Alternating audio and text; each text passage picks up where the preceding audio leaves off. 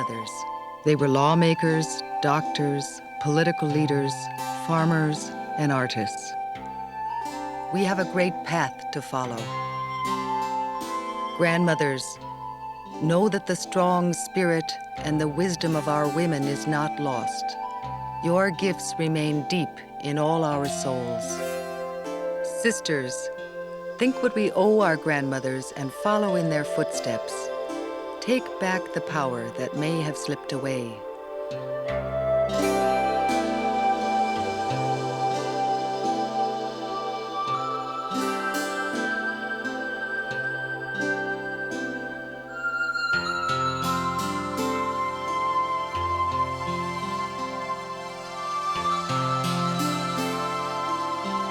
The strength of our grandmothers is continued in Sophie Pierre, chief of the St. Mary's Band in BC. Kootenai women were really the backbone of our tribe. Having an understanding of that and of our own Indian religion, that has an incredible influence on my life, and it's really helped me in staying in as chief and the tribal council administrator. Because there's a lot of times when you feel really bugged about things, and then you just take the time out to do the things that you have to do with religion, and you feel better. My early school years were spent in residential school, and I think one of the biggest influences of my life was a negative influence. I was really upset as a very small child. I couldn't have been more than 7 or 8 years old. And I was in trouble for something or other, and one of the nuns told me that I would never amount to anything more than just all the other drunken Indians on the reserve. I mean, this was her way of punishing me or correcting me, I guess. And it made such an impact on me that I've always remembered it. And I've always wanted to tell her someday, well, your prediction didn't turn out. Well, not yet anyway. Yeah. So that's one of the influences. I guess it was a negative influence, but sometimes those, you can turn them around and they can be good. Sophie's leadership has much to do with the success of her band in its various business activities: ranching, timber development, and Christmas tree sales. A lot of people still have the concept that being a chief is one that's really more ceremonial than anything else. You have to be a good manager, administrator. Depending on what type of development your band is involved with, the chief is the one that does the negotiations with government, so you have to know what's going on. You've got to be right on top of things.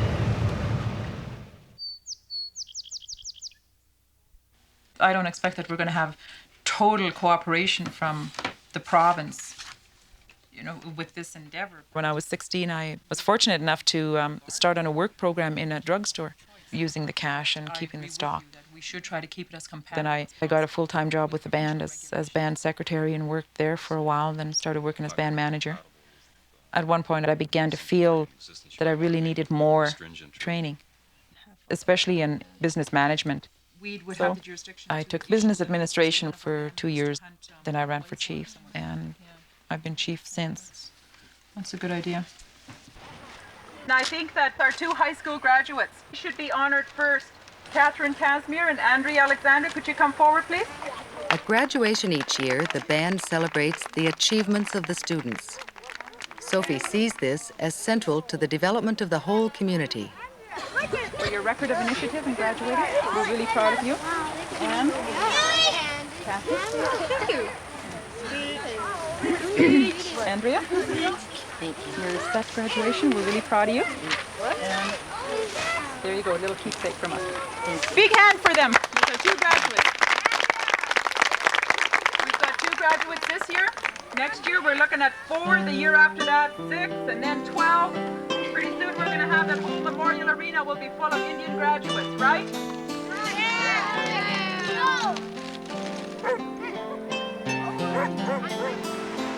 What, did I get them mixed up? My mother has had a real lot of influence on me. She's made me so very aware of our culture and how important that is. And she's brought back into my life the Indian religion, which has been really important to me. It's really got me through an awful lot, you know, which was so different than having spent 9 years in a Catholic residential school, you know, and just finding all of a sudden that there really is something else that is more meaningful.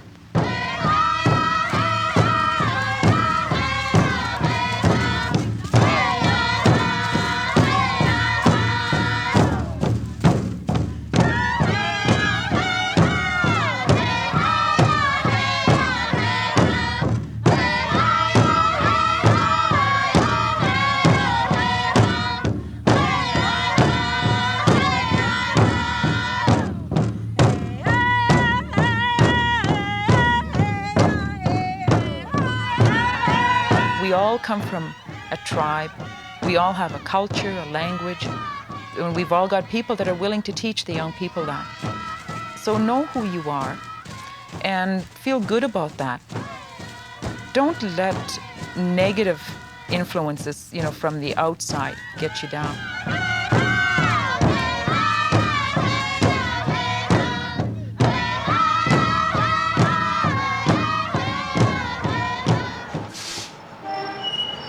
Knowing who you are, as well as what your potential talents are, is the basis for a unique program in Edmonton. If you take this course, like I took courses before, I took courses that I never got anything out of, and so I never changed, you know?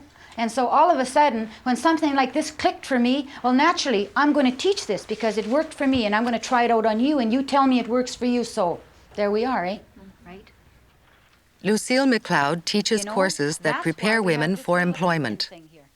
Native women come from across Canada seeking jobs, and here from Lucille, they learn some skills for getting them.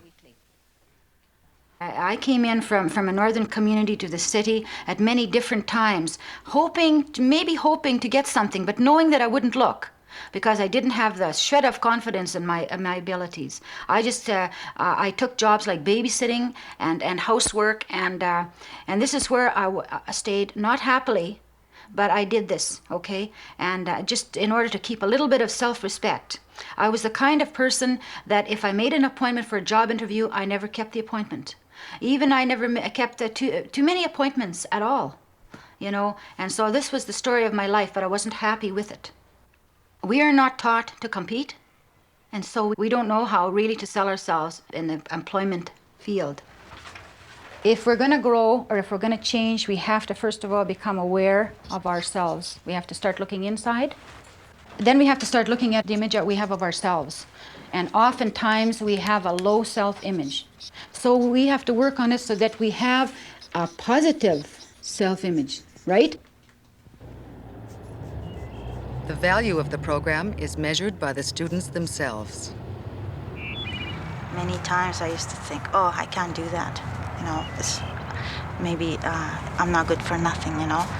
And then when I took the program in year 2, it gave me that confidence because I was just going to go to school, you know, without coming here. Then I changed my mind and I came here on April 13, 1982, and I was scared. And then once I started the program, it gave me that positive feeling. I never had a real job before, and I didn't know, but I was told that this program would help you not only get a job, but help you keep it too. So I thought that was a good place to start, and I got a job. What are you doing now? I work part-time evenings at Kmart.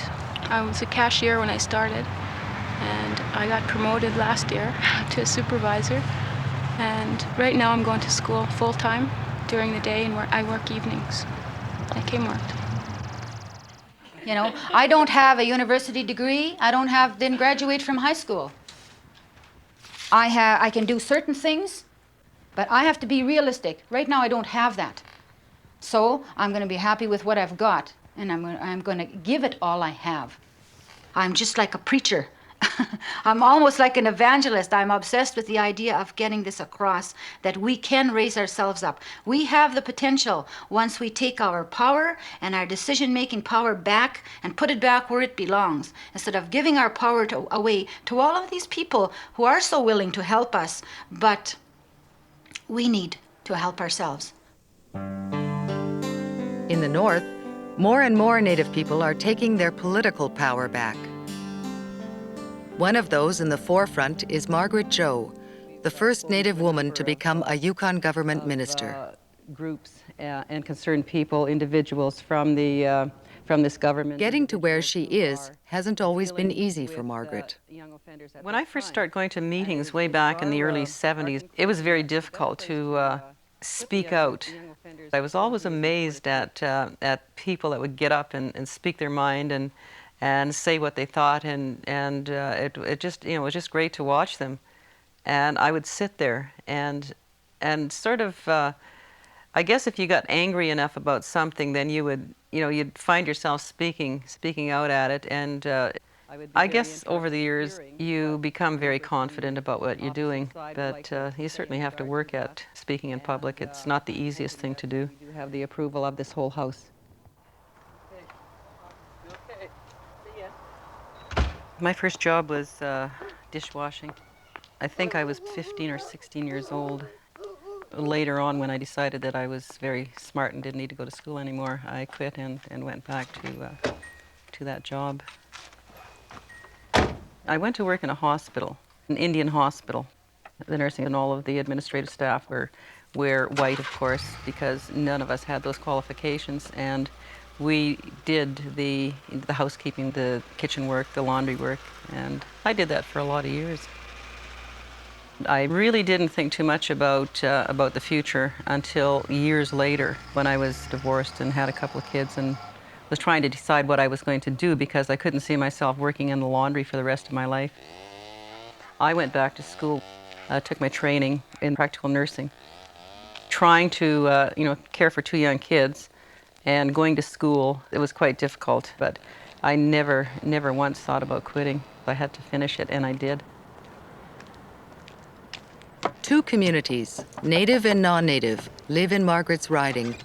Hi. Hello. Hi, how you doing? Where's Edna? Visits to both help keep her up to date on what's going on. It's only been in the last few years that Indians have become involved in politics in the Yukon. Hello. Oh. I haven't seen you guys for such a long time. I would strongly recommend that anybody that has interest in political issues to go for it, because we know what the problems are. And I think that we have a better chance of trying to make some of those changes that we've been looking at for years. Probably the awareness of being Indian started many years ago. I can remember being belittled, by other people. And I could not understand it, why people thought we were different. You were put down just, exactly for what you were, being an Indian. You learn to ignore the people that treat you different. People that know me now would probably never believe it, but there was a time in my life that I used to walk with my head down. And I think it probably started when I left residential school and went into public high school. But I was lucky because I was a ball player, and I've spent my whole life playing ball. I'm not as fast as I was when I was 15, but that really helped me build up my confidence. It really did. When you're doing something that you're good at, then you feel good about yourself. Nice one, Grandma! Ball.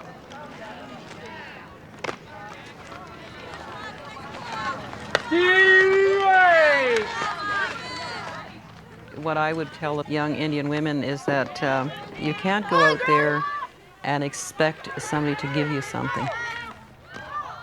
If you really want to do something, you have to work at it.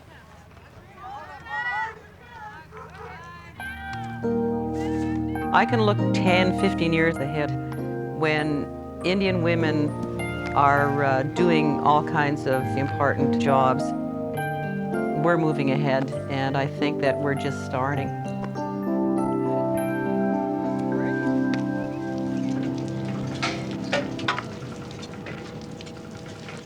Many younger people are changing traditional work roles. Corrine Hunt of the Quagulf Nation is one of them.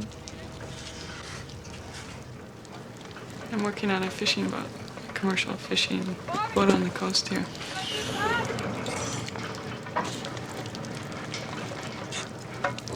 I'm the drum person. I run the deck and the hydraulic equipment that's used to bring the net in and out of the boat. The net sits in the water for 20 minutes and then you bring it back in. You roll it back into the drum. You do that 20 times a day. In the summertime, we fish for salmon, sockeye, pinks. In the winter, we fish for herring roe.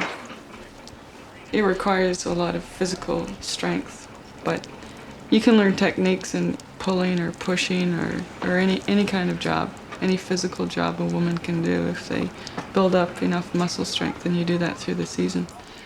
Initially, the first week or two is hard, but after that, you're in tune. And there are a lot of young men that work on boats too, and they're building their physical strength up as they work, but women just do the same thing. Technically, the equipment on the boat is changing as well. There's a lot of hydraulic equipment used to do the physical work that was done before.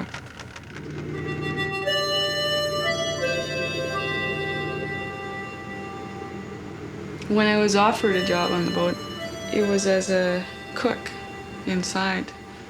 And I don't feel very good inside on the boat. It's warm, and if you're feeling a little ill, you don't want to stay inside.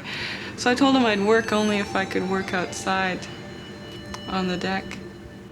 When I was growing up, I had a younger brother, and his job was to cut the grass, and mine was everything else inside. And I didn't want to set those limitations for myself.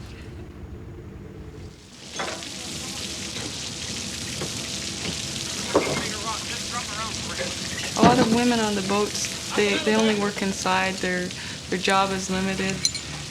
Women have to break out of those roles.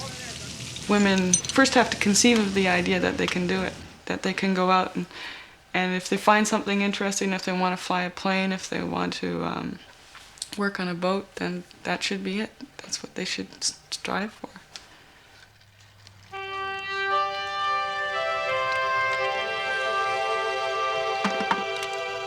My mother was always a very strong woman. She organized a lot of community events, and I think in the Native communities you'll notice that the older women, they're strong and they influence you.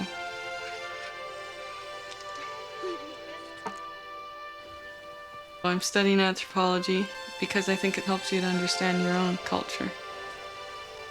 For a long time the Coproduced people were lost because non-Indians try to take their culture away from them. Now people are recognizing how important it is to have the art, to have the religion that's your own, to feel comfortable with your life and your background and where your ancestors came from. And it's really important to hold you together. It holds you together when you're feeling like you're lost, when you're out in the middle of a city or you're in another country. You know that you have that body of people and ties through the society and your different cultural traits.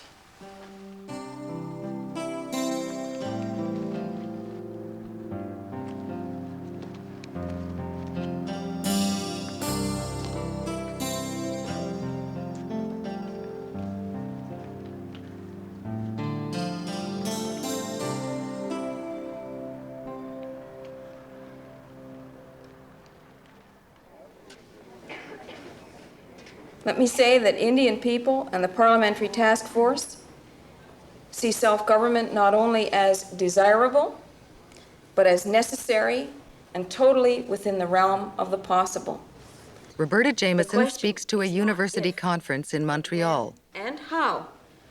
I'll give you a good example. I have to keep using the one I'm most familiar with, and that's the Iroquois Confederacy. The decision-making process is consensus building. Everybody gets a vote, including women who are leaders and appoint the chiefs, and including children. Now, you know, Canada's only extended the vote to women in the last couple of decades, and the issue of children's rights is only something that you're beginning to surface. So don't tell me that Indian people cannot be fair to their own. No, I'm not. I see ahead a time when Indian people are at last controlling their affairs again.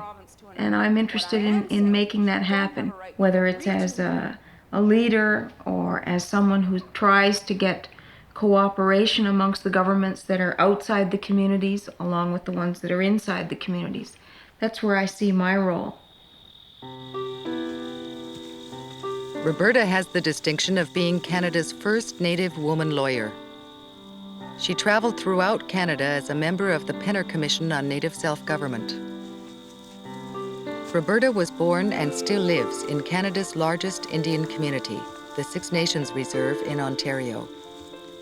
But she has to leave her husband and daughter often, and even from the beginning, it hasn't been easy to leave home. When I went to university, I was scared, and I went from a totally Indian community to a non-Indian community of millions in Montreal, 500 miles from home. And I was scared and thought about coming home. Bought writing paper to write home the very first night.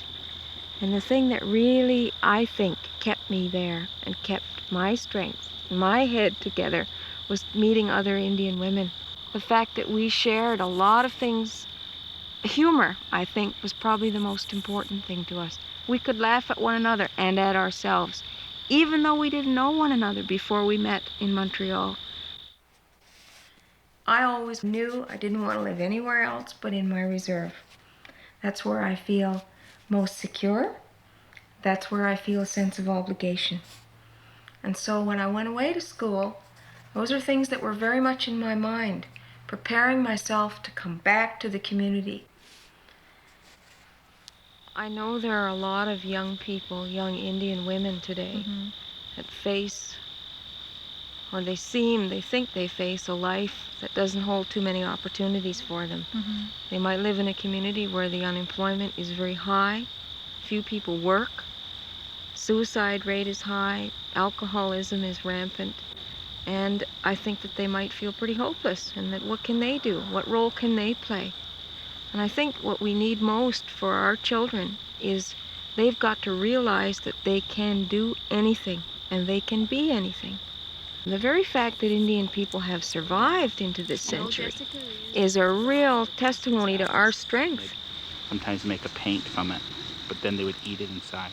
But it's kind of too early for us. It's very important to me and to my husband that our daughter know first and foremost who she is. I want her to understand values like cooperation. I don't want her to be caught up in competing. Some of those values, those spiritual values that we hold as a community, and we struggle to hold them in the modern world, I want her to understand them. When she has that sense of herself, I'm happy if she wants to be a secretary, a mother, a lawyer, a doctor. I have no designs for her in profession. I hope she knows who she is and she's happy whatever she does. Are you gonna make hot biscuits when you get to be a lady? If I remember. If you remember, I hope you remember. That's why I'm teaching you. Yep. Our younger people coming up, they above all need the kind of strength and determination and inspiration that an Indian sense of values will give you. Roberta doesn't just talk about Native values, she lives them. At this ceremony, her people honor her with a special award to recognize her work in the community. Roberta has utilized her academic background and personal commitment to serve her local community, Six Nations, and the larger national Indian population through a variety of roles. She traveled extensively across Canada in an effort to create an awareness and understanding among Native people and the general public. Ms. Roberta Jameson.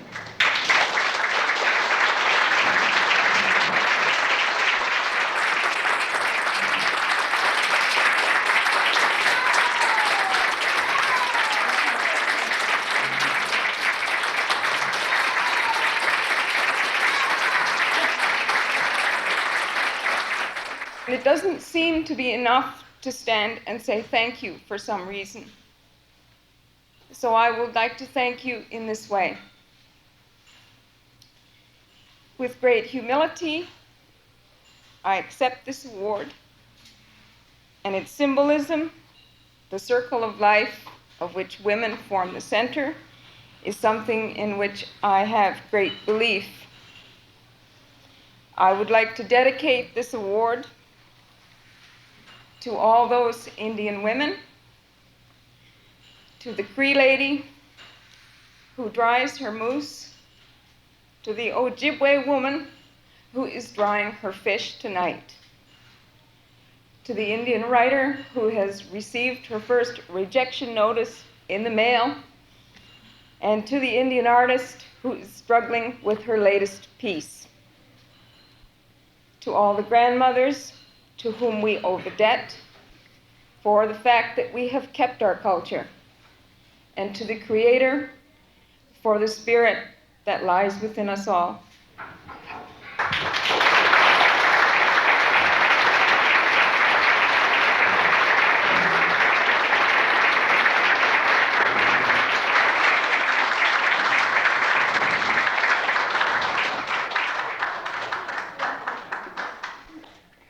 Sometimes when I feel really kind of fed up and desperate, and I do. Today, people say, oh, you've made it, you know, everything's smooth. Well, it's not smooth. And there are hard times. And there are times when you feel lonely and like you haven't done anything and it's all worthless. And that's when I come and walk by the river and think. And I gain that strength that, listen, I'm just part of a bigger whole here. And I'm working for something, and I'm making little steps, and however little, I'm moving towards something, and I'm trying. Sisters, we have not lost our power. Like our grandmothers, we have the spirit to be strong, to use the gifts that we each own. When we are grandmothers, the younger ones will say, our grandmothers had power and used their power for the good of many nations.